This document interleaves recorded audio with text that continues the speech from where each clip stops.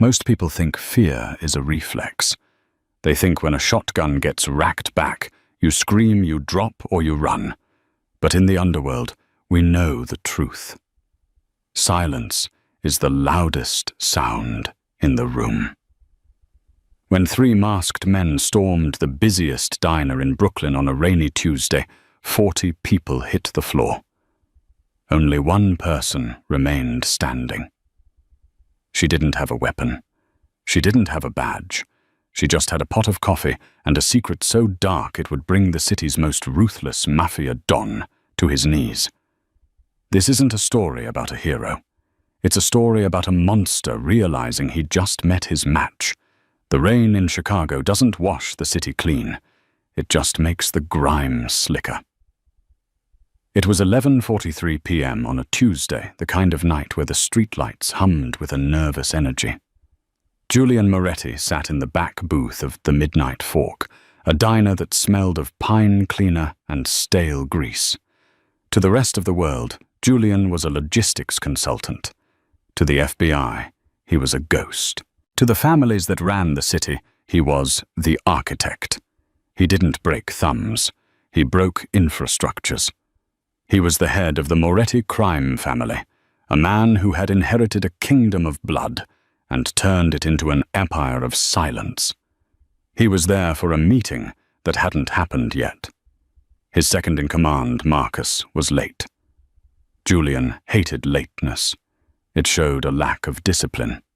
He swirled the black coffee in his mug, his eyes scanning the room. A trucker eating pie. A couple arguing in hushed tones. And the waitress. Her name tag said Elena. She looked tired. Not the sleepy kind of tired, but the soul-deep exhaustion of someone who has been running for a very long time. She was blonde, or maybe she wasn't. The harsh fluorescent lights washed her out. She moved efficiently, wiping counters with a rhythm that was almost hypnotic. Then the bell above the door jingled. Not softly. It was kicked open. 3 men. Ski masks. Sawed-off shotguns. The classic amateur hour. Everybody, down. Now wallets and phones on the table. The leader screamed, his voice cracking. He was high. Julian could tell by the twitch in the man's neck. Chaos erupted. The couple in the corner screamed. The trucker dove under the table, knocking over his water. Julian didn't move. He simply slid his right hand under the table, gripping the Sig Sauer P320 taped beneath the booth. He didn't draw it yet. He calculated the angles. 3 targets. Distance 20 feet. He could drop all 3 in 2.4 seconds. But before he could pull the trigger, he saw her. Elena didn't scream. She didn't drop the coffee pot. She didn't even flinch. While the rest of the diner was a symphony of panic, Elena stood behind the counter perfectly still. She looked at the gunman nearest to her, a twitchy kid waving a pistol at the register. "Open it! Open the register!" the kid screamed, shoving the gun into her face. The barrel was inches from her nose. Most civilians would be begging for their lives. Julian watched, fascinated, as Elena's eyes shifted. She wasn't looking at the gun. She was looking at the safety switch. It was on. "It's jammed," Elena said. Her voice was flat, monotone.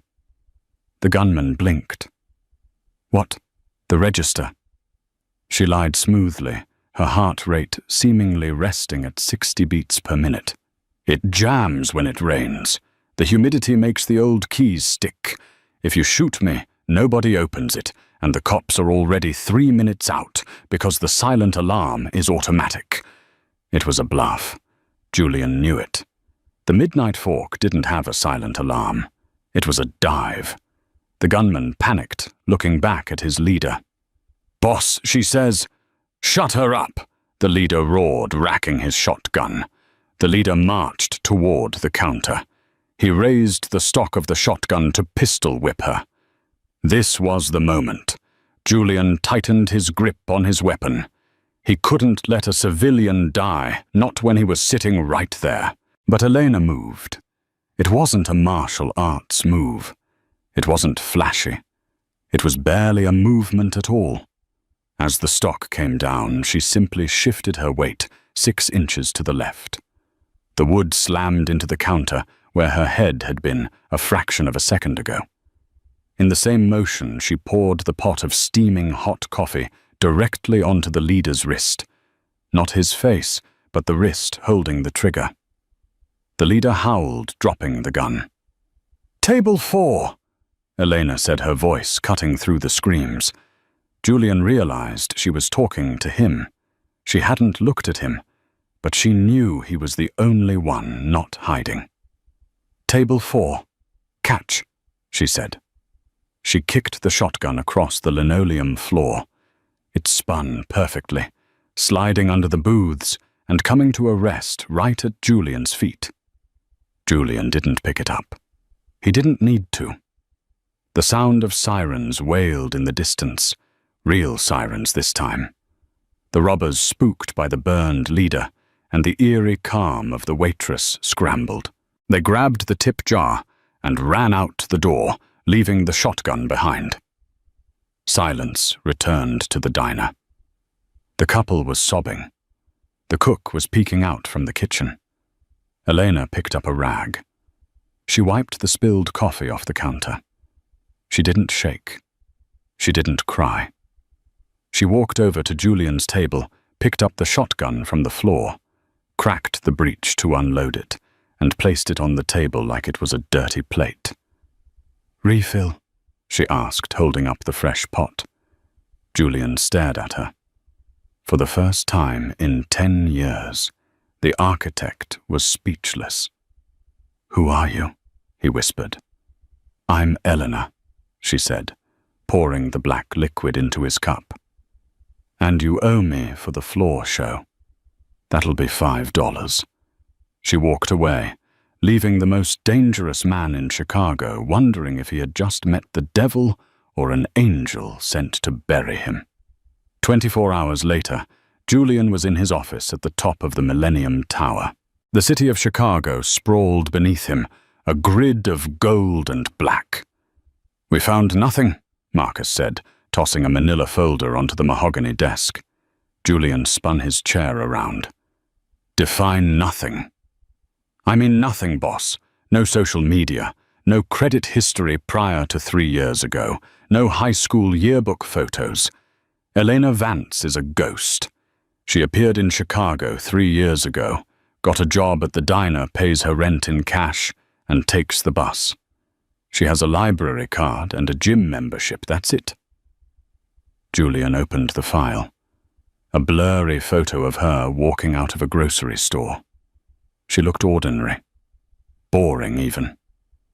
But Julian remembered the shift, the way she dodged the shotgun stock. That wasn't luck. That was muscle memory. That was training. "She knew the safety was on," Julian murmured, "and she knew I was armed." "How do you know that?" Marcus asked, pouring himself a drink. "Because she slid the shotgun to me," Julian replied. "She identified the threat, the robbers, and she identified the asset, me. She triangulated the room in seconds. Marcus, regular waitresses don't do that. Soldiers do. Hitmen do." "You think she's a plant, the Russos?" Marcus asked, referring to the rival family encroaching on the south side. "If the Russos had someone that talented, I'd be dead already," Julian said. He stood up, buttoning his suit jacket. "I'm going back." "Boss, it's risky. The cops are probably still sniffing around." "I need to know," Julian said, his eyes cold. "You don't find a diamond in a landfill and just leave it there." Julian returned to the Midnight Fork at the same time, 11:40 p.m. The diner was quieter tonight. The robbery had scared off the regulars. Elena was there, wiping the same spot on the counter. When the bell rang, she didn't look up, but her posture stiffened imperceptibly. Julian sat in the same booth. She walked over. No notepad. "You're back," she said. "The coffee was good." Julian lied. It was terrible. "You're not a cop," she stated. It wasn't a question. "No." "And you're not a reporter." "No." "Then you should leave," Elena said, her voice dropping an octave. "People like you. You bring storms with you. I like the quiet." Julian reached into his pocket. He pulled out a business card. It was heavy black cardstock with gold embossing. Just a number. No name. "I have a proposition for you, Elena." She laughed, a dry, humorless sound. "I don't do private parties." "I'm not looking for a date," Julian said, his voice hardening. "I saw what you did last night. The weight shift, the psychological de-escalation, the situational awareness. You're wasted pouring coffee for truckers." Elena stopped wiping the table. She leaned in close, her face inches from his. He could smell her perfume, vanilla, and something sharp like gunpowder. "Listen to me carefully, Mr. Suit," she whispered. "You think you saw something special? You saw a tired woman who wanted to go home. Don't dig. You might not like what you find buried in the dirt." "I'm a construction magnate," Julian smirked. "Digging is what I do." "I know who you are, Julian Moretti," she said. The air in the diner froze. Julian's hand twitched toward his belt. Nobody used his full name in public. "If you know who I am," Julian said softly, "then you know you don't walk away from me." "I'm not walking away," Elena said, standing up straight. "I'm working, and you're loitering.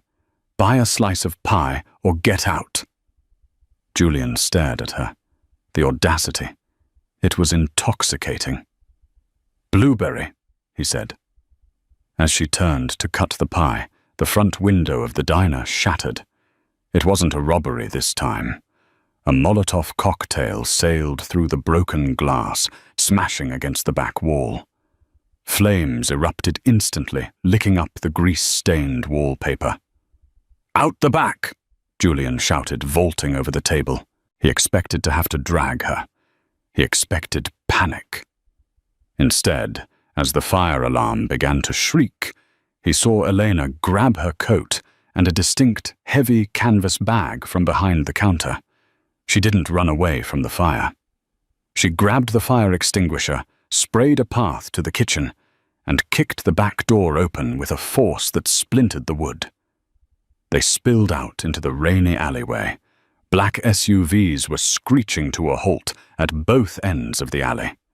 Men in suits were pouring out, guns drawn. They weren't cops. They were Russo soldiers. "Looks like your storm found me," Elena spat, looking at the blocked exits. "Stay behind me," Julian commanded, drawing his Sig Sauer. "You're out of ammo," Elena said. "What? You didn't reload after you cleaned it last night? I can tell by the weight distribution in your jacket. You're carrying a paperweight." Julian checked. She was right. He had swapped magazines in the car, but hadn't chambered a round. He was 2 seconds behind. The Russo soldiers raised their weapons. "Drop it, Moretti!" one of them shouted. Elena sighed. She reached into her heavy canvas bag. "Duck," she said. "What? I said duck." Julian instinctively crouched. Elena didn't pull out a gun. She pulled out 3 throwing knives. In a blur of motion that Julian's eyes could barely track, she released them. Thwip, thwip, thwip. 3 men dropped, clutching their hands and shoulders. They weren't lethal hits. They were disabling hits. Surgical. "Run," she said, grabbing Julian's expensive Italian tie and yanking him toward a chain-link fence. As they scrambled over the fence and disappeared into the labyrinth of Chicago's back streets, Julian realized 2 things. First, his war with the Russos had just begun. Second, the waitress wasn't just a soldier. She was something far worse. She was a cleaner, and she had just cleaned up his mess. The safe house wasn't a bunker. It was a penthouse overlooking the Chicago River, encased in bulletproof glass and accessed by a private elevator that required a retinal scan. Julian shoved his thumb against the biometric scanner, and the steel doors slid open. He all but dragged Elena inside, his adrenaline fading into a cold, hard anger. "Marcus!" Julian roared into the empty expanse of the apartment. "Get the medical kit and secure the perimeter. We've been burned." Marcus appeared from the hallway, gun drawn, looking confused. He saw the waitress from the diner standing in the middle of the $1 million living room, dripping wet, holding a canvas bag that looked like it had survived a war zone. "The waitress?" Marcus asked, holstering his weapon but keeping his hand near it. "Boss, why is the waitress here, and why do you smell like smoke?" "Because the waitress just saved my life while you were sitting here watching sports," Julian snapped. He threw his ruined jacket onto the leather sofa. "The Russos hit the diner. Molotovs. Kill squad." Elena didn't speak. She walked calmly to the window, peering through the blinds. She was calculating sightlines. Snipers. Drones. "You're bleeding," she said without turning around. Julian looked down. A shard of glass from the diner window had sliced his forearm. It wasn't deep, but it was messy. "I'm fine," Julian grunted. "Sit down," Elena commanded. She dropped her canvas bag on the coffee table. Marcus stepped forward, his chest puffed out. "Hey, sweetie, you don't give orders here. You're lucky the boss didn't leave you in the alley. Now hand over the bag. Standard procedure. I need to search it." Elena looked at Marcus. It was the look a lion gives a yapping dog. "Touch the bag and you lose a finger." Marcus laughed. He was 6'4", an ex-linebacker who broke kneecaps for a living. He reached for the canvas strap. "I'm trembling. Give me the—" The movement was a blur. Elena didn't punch him. She grabbed his reaching hand, twisted the wrist at an unnatural angle, and applied pressure to a nerve cluster in his forearm. Marcus dropped to his knees with a strangled yelp, his face turning red. "I said," Elena whispered, leaning down to his level. "Don't touch the bag." Julian watched, leaning against the kitchen island. He didn't intervene. He was too busy being impressed. "Let him go, Elena," Julian said softly. "He's useful." She released Marcus, who scrambled back, cradling his arm and looking at her with pure terror. "She's a witch," Marcus wheezed. "She's a professional," Julian corrected. "Now go check the security feeds." Marcus retreated, giving Elena a wide berth. Elena opened her bag. She didn't pull out weapons. She pulled out a suture kit antiseptic and a bottle of high-end vodka. "Shirt off," she said to Julian. Julian sat on the sofa. As she cleaned the wound on his arm, the sting of the alcohol didn't make him flinch. He watched her face. She was beautiful, yes, but in a severe, dangerous way. "Who trained you?" Julian asked. "Mossad CIA Directorate." Elena didn't look up as she threaded a needle. "Does it matter?" "It matters because the Russo family just tried to burn us alive. They don't send hit squads for coffee girls. They knew you were there." Elena paused. She tied off the stitch and snipped the thread. "They weren't there for you, Julian.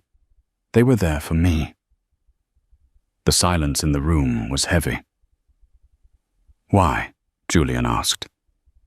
"Because 3 years ago, I stole something from Lorenzo Russo," Elena said, standing up and wiping her hands.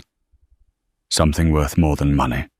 Something he would burn this whole city to the ground to get back." "What did you steal?" Elena reached into her bag again. She pulled out a small silver flash drive. His ledger, she said. Not the financial one. The real one. The names of every judge, senator, and cop on his payroll. The locations of his trafficking hubs. The evidence of every murder he ordered in the last decade. Julian stared at the drive. It was a nuclear bomb. With that drive, he could dismantle his biggest rival overnight. He could own Chicago. "Why do you have it?" Julian asked. "And why haven't you used it?" "I was his head of security," Elena revealed. Julian froze. The rumors. There were stories of a woman who stood at Lorenzo Russo's right hand, a ghost who cleaned up his worst messes. They called her La Ombra, the shadow. "You're the shadow," Julian whispered. "I was," Elena corrected, "until he ordered a hit on a family, a civilian family. Kids involved. I refused. He tried to kill me. I took his insurance policy and ran. I've been waiting for the right moment to use it. Or for someone strong enough to help me finish him." She looked at Julian, her blue eyes piercing him. "I saved you tonight because I need a partner, Julian. I can't take down the Russos alone. I have the bullet, but I need a gun. You're the gun." Julian stood up. The pain in his arm was gone, replaced by the thrill of the game. He walked over to her, closing the distance until they were inches apart. "I'm not a gun, Elena," he said, his voice low and dangerous. "I'm the hand that pulls the trigger. If we do this, we do it my way. No secrets, no holding back. We burn Lorenzo Russo to the ground." Elena smiled, a small, dangerous curve of her lips. "Deal."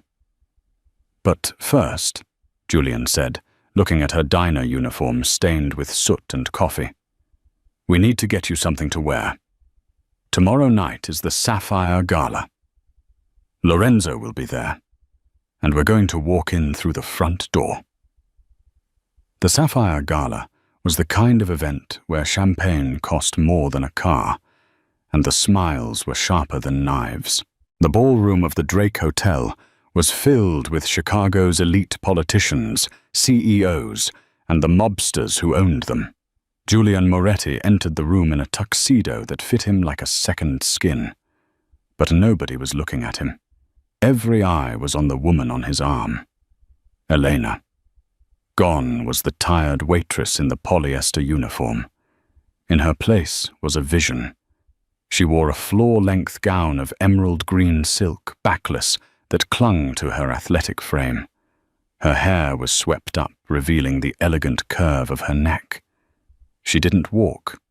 She glided. "Keep your head up," Julian murmured as they descended the grand staircase. "They smell fear." "I don't have fear," Elena replied quietly, her hand resting lightly on his forearm.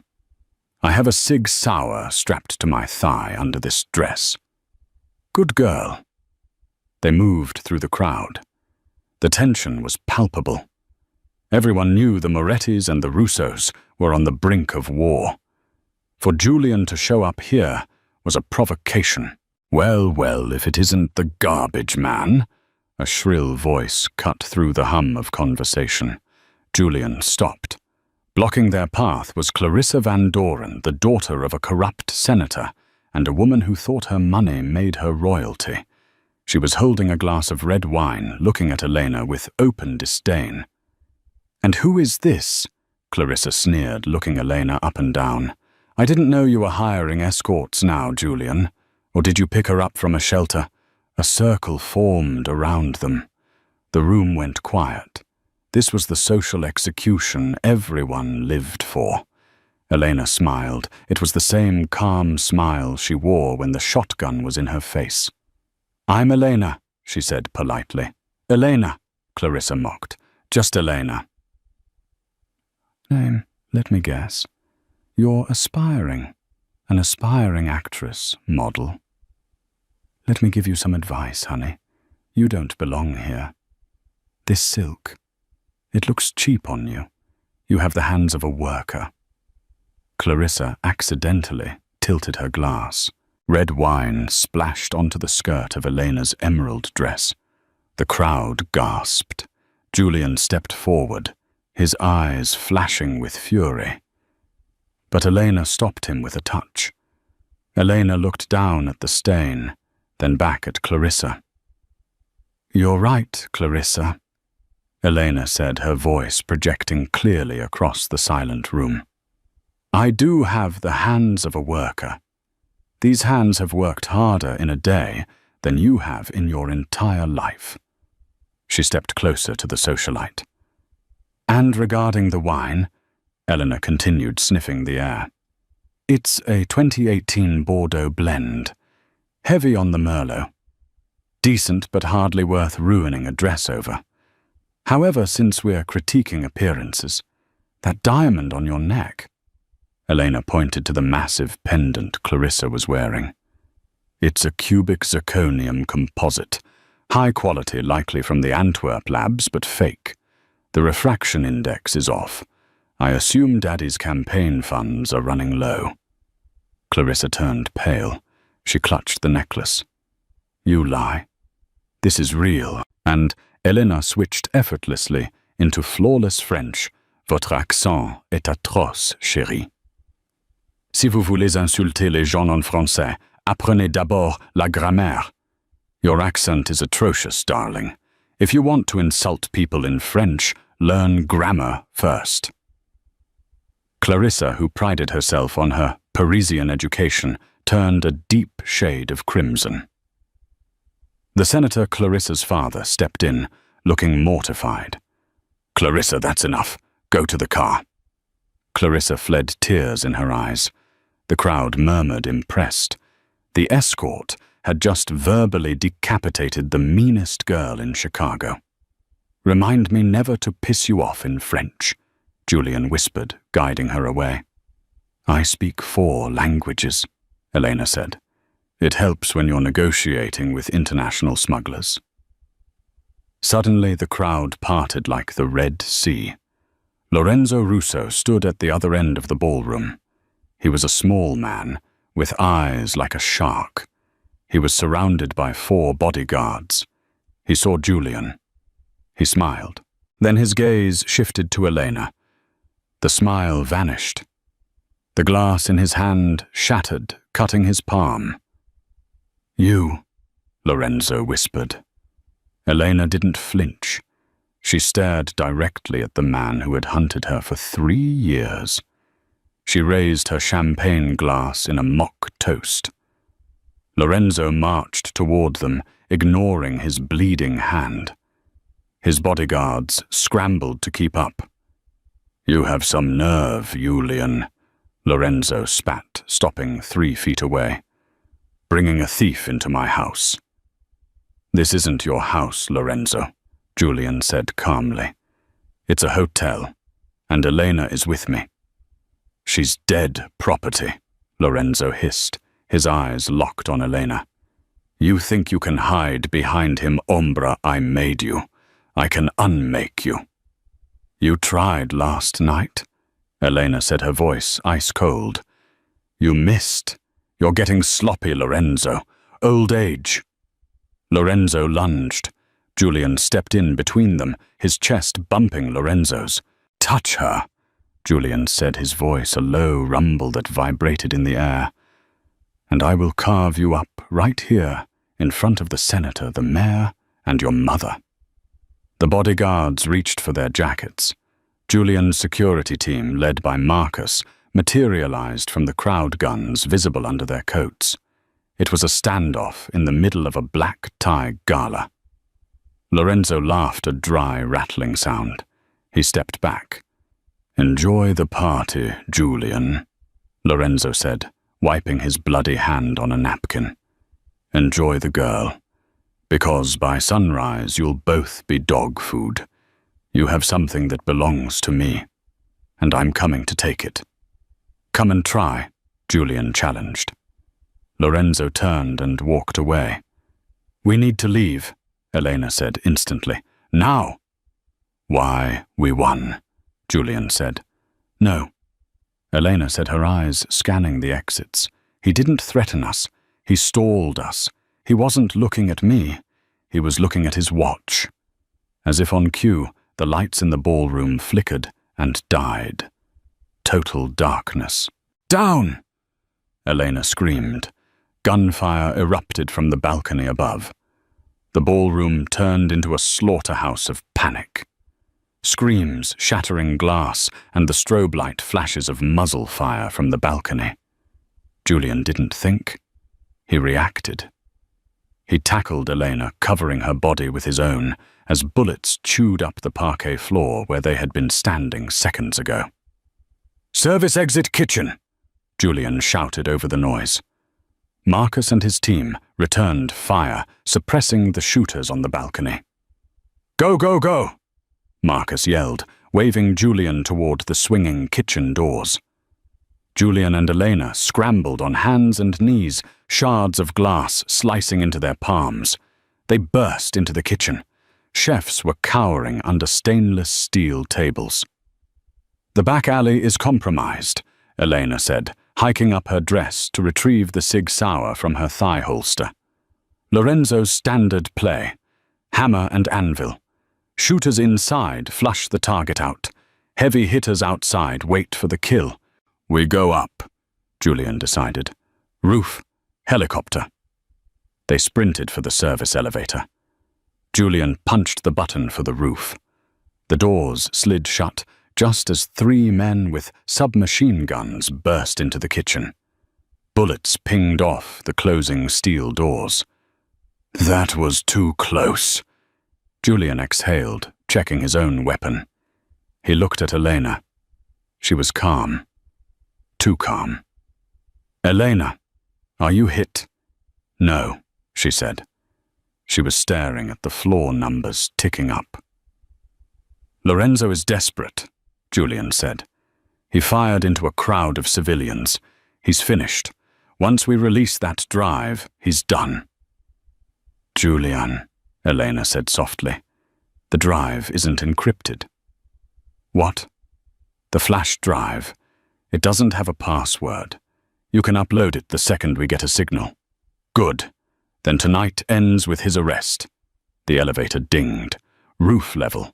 The doors opened to the windy, rain-swept helipad. Julian's private chopper was there, the rotors already spinning.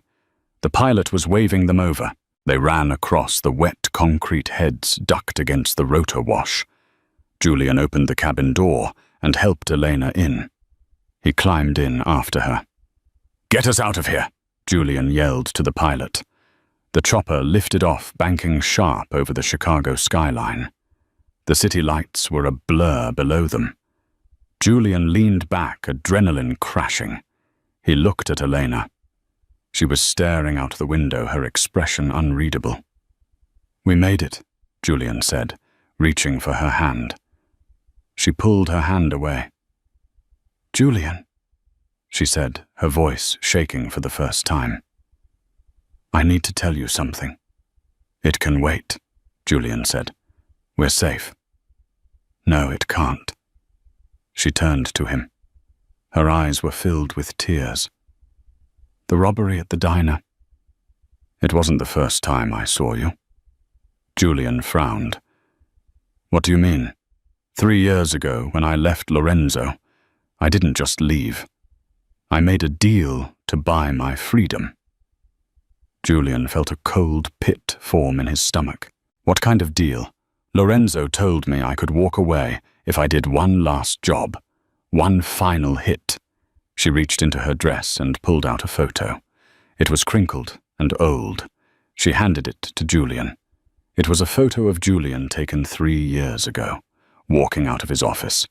There was a red crosshair drawn over his heart. "I was sent to kill you, Julian," Elena whispered. "I sat in that diner for 3 years because I knew you came there every Tuesday. I was supposed to put a bullet in your head and earn my freedom." Julian stared at the photo, then at her. The woman he had just saved. The woman he was starting to fall for.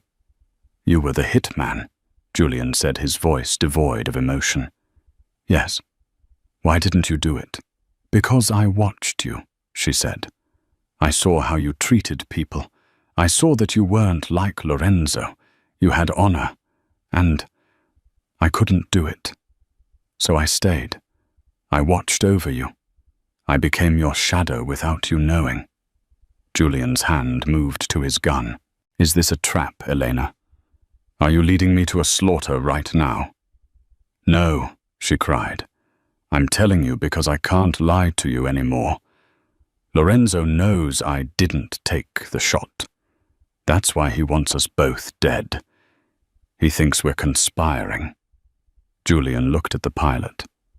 Take us to the warehouse district. Sector 4. Boss, the pilot asked, confused. That's abandoned. Do it, Julian roared. He turned back to Elena. The trust was broken. The romance was shattered. Give me your gun, Julian ordered. Elena hesitated. Then slowly she handed him her Sig Sauer. When we land, Julian said, his eyes hard as flint, you're going into a cell until I verify every word of this. If you're lying, if you're still working for him.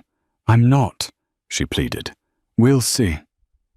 The helicopter descended into the dark industrial wasteland of Chicago, but as they touched down, Julian's phone buzzed. It was a text from Marcus. Do not land. Pilot is compromised. Rosso payroll. Julian looked up. The pilot was flipping switches, locking the doors electronically. He turned around, a suppressed pistol in his hand, aimed directly at Julian's chest. Sorry, Mr. Moretti, the pilot said with a smirk. Lorenzo offered double. The pilot pulled the trigger. Click. Nothing happened. The pilot looked at his gun in confusion. Elena spoke from the seat beside Julian. I removed the firing pin from your backup piece before we took off. You really should check your equipment. The pilot's eyes widened. Julian didn't hesitate. He lunged into the cockpit. The cockpit was a cage of screaming metal and flashing alarms. Julian's fist connected with the pilot's jaw, a sickening crunch that silenced the traitor instantly. The pilot slumped over the collective pitch stick, sending the helicopter into a violent, spiraling dive. Pull him back! Elena screamed, unbuckling her harness. The G-force slammed them against the seats. The horizon was spinning dark industrial warehouses, wet asphalt, and the unforgiving ground rushing up to meet them. Julian grabbed the pilot by the collar and hauled his unconscious body off the controls, but the bird was too low, falling too fast. Brace! Julian roared, reaching across the gap to cover Elena's head with his arm. The impact was like the end of the world. The skids caught the edge of a rusted warehouse roof, shearing off. The fuselage slammed into the gravel lot below, rolling twice before coming to a grinding, sparking halt against a concrete pillar. Silence followed. Heavy, ringing silence. Julian coughed, the taste of copper in his mouth. His vision swam. The cabin was sideways. Rain was pouring in through the shattered windshield. Elena, he croaked. I'm here, she whispered. Her voice was strained. Julian turned his head. Elena was hanging from her harness, cut and bruised but alive. She was already working on the buckle. She dropped to the ceiling, which was now the floor, and crawled over to him. We have to move, she said, her hands trembling slightly as she checked him for broken bones. Fuel leak. And... Look.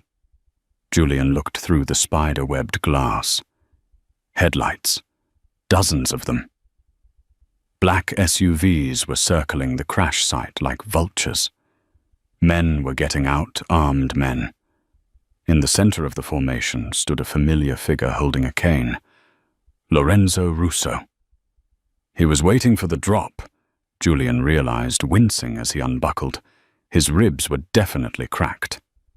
The pilot was bringing us right to him. We can't fight them, Julian, Elena said.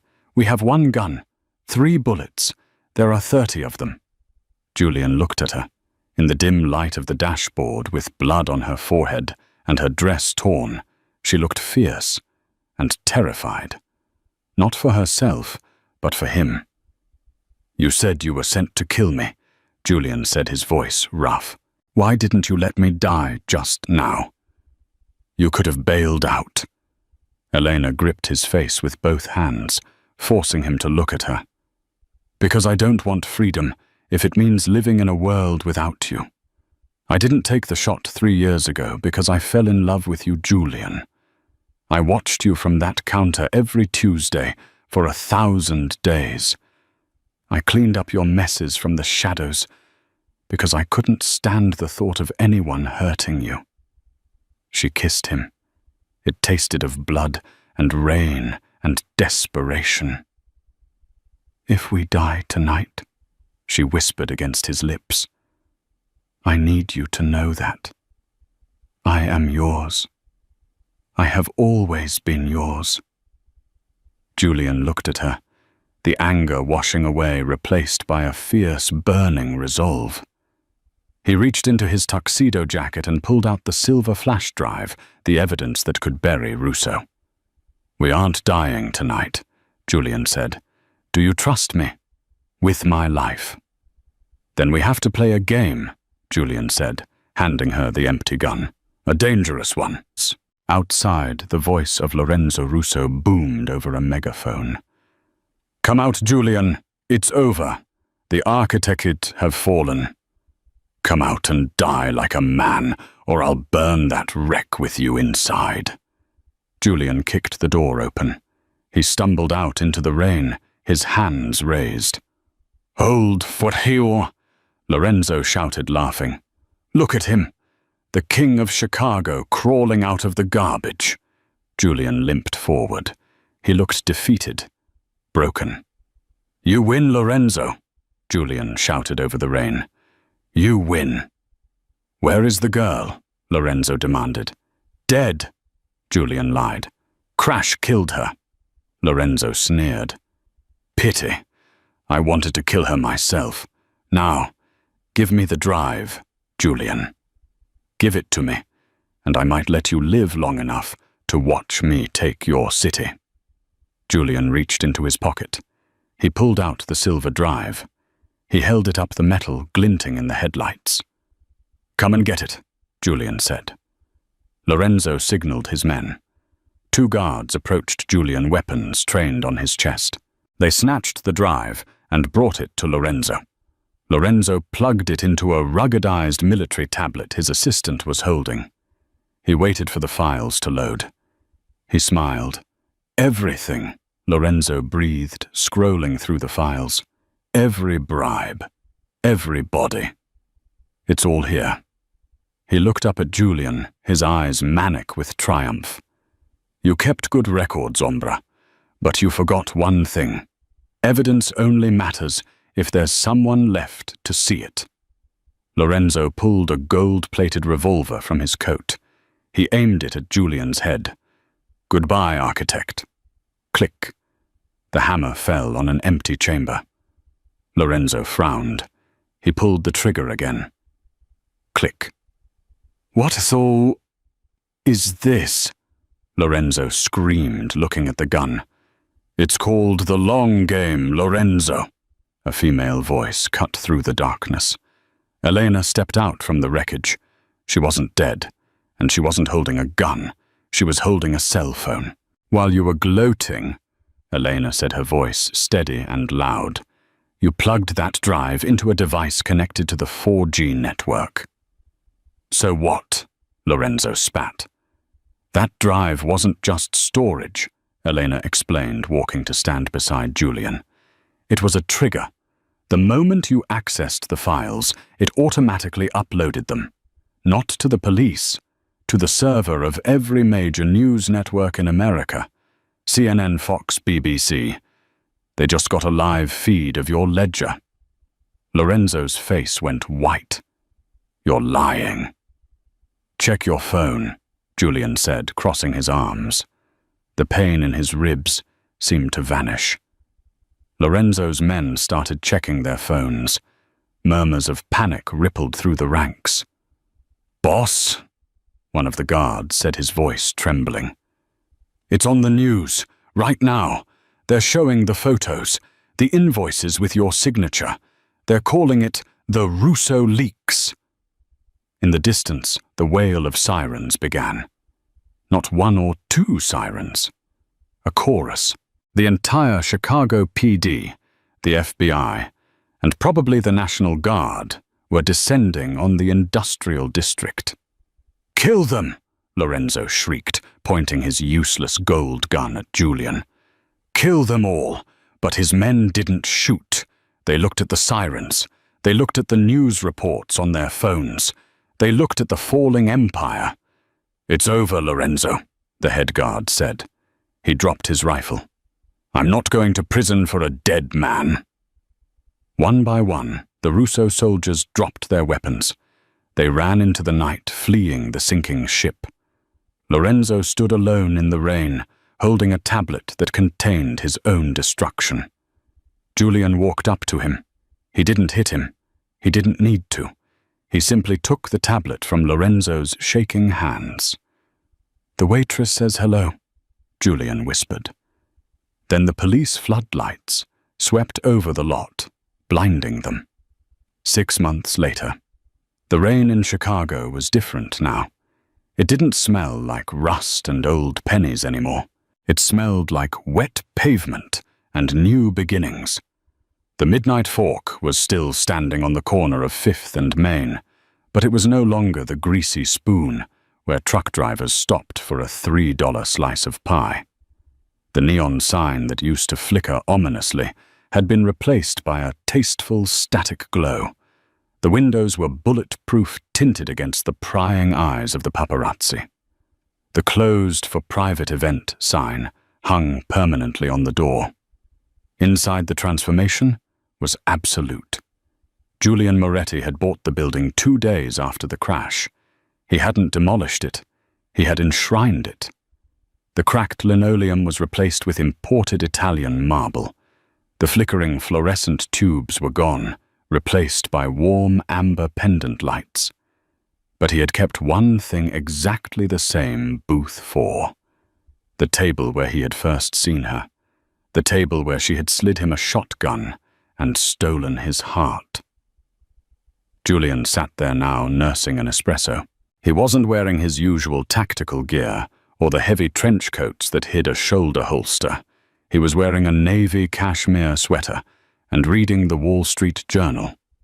The headline read, "Moretti Logistics acquires harbor rights, a new era for Chicago trade." There was no mention of the Mafia. No mention of bodies buried in foundations. Just Moretti Logistics. The transition from the underworld to the legitimate world had been bloody expensive and exhausting, but they had done it. The heavy oak door at the front opened. It wasn't kicked in by gunmen. It was opened by a security detail, ex-Navy SEALs on Julian's payroll, who held the door for a woman who now practically owned the city. Elena walked in. The transformation took Julian's breath away, even after waking up next to her for the last 180 days. Gone was the waitress uniform, stained with grease. Gone was the hunted look of a woman expecting a bullet. Elena wore a cream-colored power suit that screamed authority. Her blonde hair was styled in a sharp, elegant bob. She carried a leather briefcase, and on her finger a diamond ring the size of a quail's egg caught the amber light. She didn't walk like a waitress. She walked like a queen, entering her throne room. "You're late," Julian said, though his eyes were smiling. "I was about to send a search party." "I was busy," Elena said, sliding into the booth opposite him. She signaled the private chef in the back for water. The zoning commission was dragging their feet on the new community center in the south side. They claimed the permits were irregular. "Let me guess." Julian sipped his espresso. "You persuaded them." I reminded Councilman Higgins that I know where his vacation home in the Caymans is and exactly how he paid for it, using campaign funds, Elena said casually, thanking the chef who placed a crystal glass of water in front of her. Suddenly the permits were signed. Construction starts Monday. Julian chuckled, a low rumbling sound that vibrated in his chest. You're terrifying, Mrs. Moretti. You know we're supposed to be legitimate now. That sounds like extortion. It's aggressive negotiation, Elena corrected with a smirk. Besides, the center is for at-risk youth. I'm using my powers for good. It's a tax write-off. They sat in comfortable silence for a moment. It was a luxury they had earned. The last 6 months had been a war of a different kind. The Russo leaks had decimated their rivals. The FBI had swept through the city, cleaning out the rot. Julian and Elena had navigated the chaos perfectly, cutting deals, flipping assets, and emerging as the untouchable power couple of Chicago. But the scars were still there. Julian unconsciously rubbed his ribs where they had been broken in the crash. Elena sometimes flinched when a car backfired. You don't walk through fire without getting singed. Marcus called. Julian said, his tone shifting to business. The remnants of the Russo family in New York.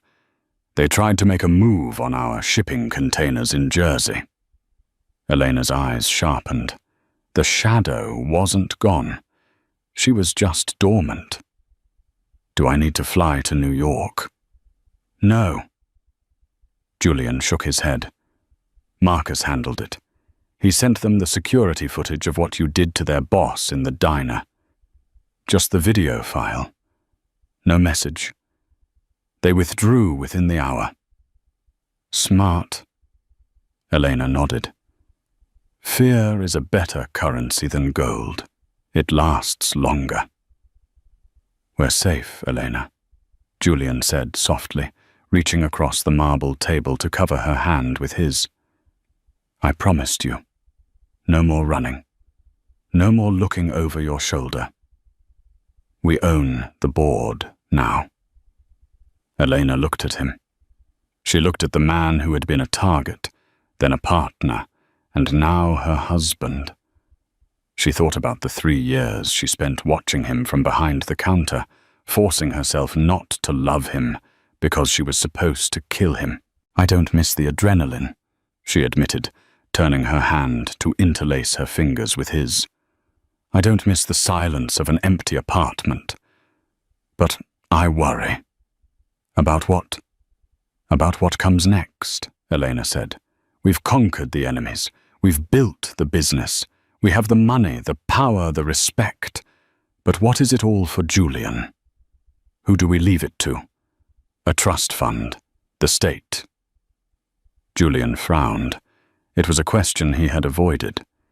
Men like him didn't usually plan for legacy. They planned for survival. We have time, Elena. We're young.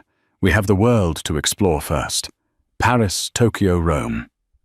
We can still do Paris. Elena said, a strange, nervous smile playing on her lips. But we might need to adjust the itinerary. Why? Julian asked. Is there a threat? No threat, she said. Just a complication. She reached into her designer purse. Her hand lingered there for a moment. The woman who could dismantle a pistol in 5 seconds, blinded the woman who had stared down a Mafia don without blinking, was shaking. She pulled out a small rectangular velvet box. It looked like a jewelry box. She slid it across the table, past the espresso cup, past the water glass, until it rested in front of Julian. What is this? Julian asked. I already have a watch. Open it, Elena whispered. Julian opened the box. Inside, resting on the black velvet, was not a watch or cufflinks or a key to a new car. It was a positive pregnancy test. 2 distinct pink lines. The architect froze. Julian Moretti, the man who could calculate logistics for global shipping lanes in his head, who could predict his enemy's moves 3 steps in advance, stared at the plastic stick in utter baffling silence. The diner seemed to tilt. The sounds of the city outside faded into a dull hum. "You—" Julian started, his voice cracking. He looked up at her. "Us. The doctor confirmed it this morning." Elena said, tears welling in her blue eyes, spilling over onto her cheeks. 8 weeks. We're going to have a baby, Julian." Julian stood up. The chair scraped loudly against the marble floor. He looked at Elena, then back at the test, then back at Elena. The realization hit him like a freight train. A child, an heir, a life that wouldn't have to hide in the shadows, a life that wouldn't know the sound of a gunshot or the cold of a prison cell. "A baby," he whispered the word, feeling foreign and holy on his tongue. "We're going to need a bigger safe house." Elena laughed through her tears, wiping her face. "And I'm going to need to redesign the nursery. I'm thinking bulletproof glass, just in case." "No," Julian said firmly, walking around the table. "No bulletproof glass. This child won't need it. Because this child will have us."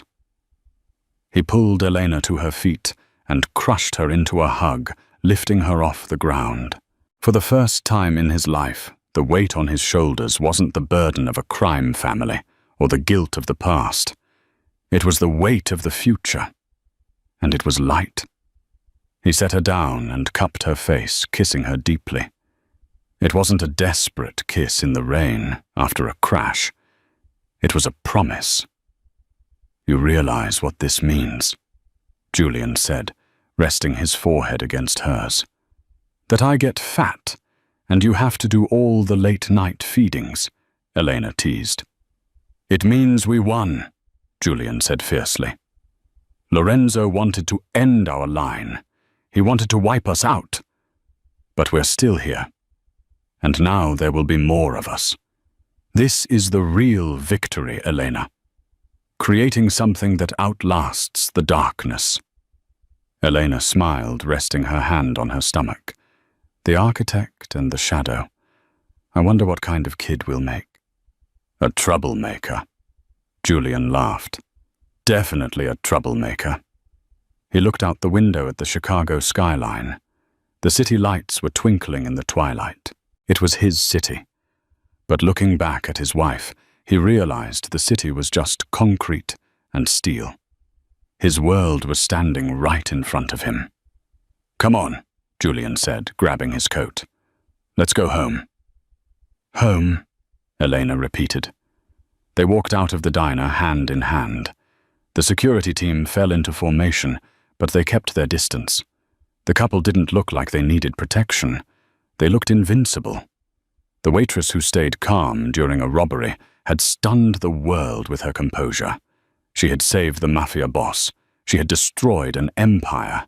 But as they stepped into the cool night air, Elena knew that her greatest story wasn't the one about violence or revenge. It was the story beginning right now. Wow. What a journey. From a humble diner waitress to the queen of the Chicago underworld. Elena didn't just survive. She rewrote the entire game. It really makes you think about the people we walk past every day. That quiet guy on the bus. The barista serving your latte. You never know what kind of story they're hiding behind their eyes. I want to know what you think. Did Elena do the right thing by hiding the truth from Julian for 3 years? Or should she have told him sooner? Let me know your thoughts in the comments below. I read every single one. If you enjoyed this roller coaster of romance, betrayal, and instant karma, please smash that like button. It really helps the channel grow. And if you haven't already, hit subscribe and ring the notification bell so you never miss a story. We have a crazy revenge drama coming up next week involving a cheating CEO and a lottery ticket that you do not want to miss. Thanks for watching. Stay safe, and remember, sometimes the quietest people have the loudest storms inside them. See you in the next video.